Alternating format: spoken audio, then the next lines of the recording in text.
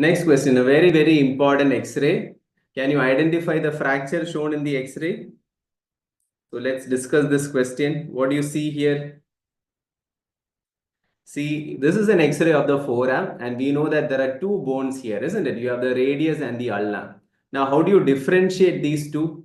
See, this is the elbow, right? This is the elbow joint, and remember, whichever bone is wider at the elbow is your ulna, and whichever is thinner is your radius. So you can see that this bone is your ulna because it is wider here, and there is a fracture. So there is a fracture of the ulna in the proximal third region. And I can also see here that the radial head is dislocated. How do I say that? See, this is important.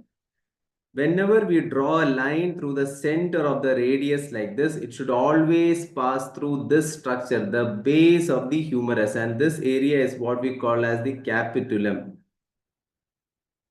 So a line drawn through the center of the radius should always pass through the capitulum. If it is not passing through the capitulum, this means that the radial head is dislocated. So here the radial head is dislocated. So we have a combination of fracture of the ulna proximal third with radial head dislocation. This is your Monteggia fracture. I am so happy that many of you have got this correct. Shankar, Fayez, Mohan, you're all correct. It is Monteggia fracture. Absolutely correct. Now let me ask you a question. Which is the nerve injury that you can expect in Monteggia fracture? Which is the nerve injury you can see here?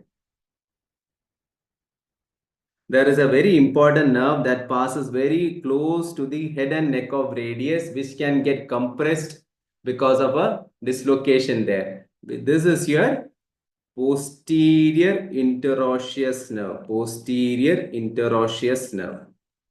And when the posterior interosseous nerve is injured, you call it pin palsy, posterior interosseous nerve palsy, and it causes something called as finger drop. Finger drop. You would have all heard about wrist drop, which occurs because of radial nerve palsy. Here we are talking about finger drop because of posterior interosseous nerve injury.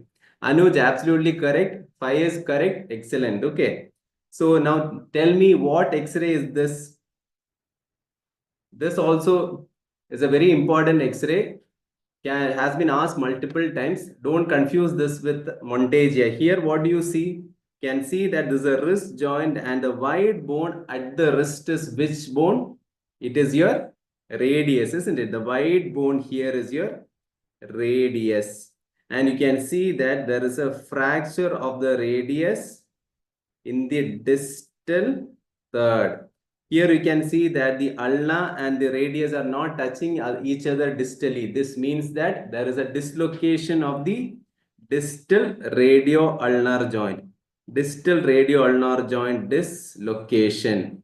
And this combination is called excellent daydreamer Anuj, Satya, all of you are absolutely correct. This is what you call as a Galeazzi fracture. And the usual question they would ask is, what is the treatment of Galeazzi fracture? Remember, Galeazzi fracture is a fracture of necessity. It is a fracture of necessity. So it has to be treated with surgery always. And what surgery do? You do open reduction and plate fixation.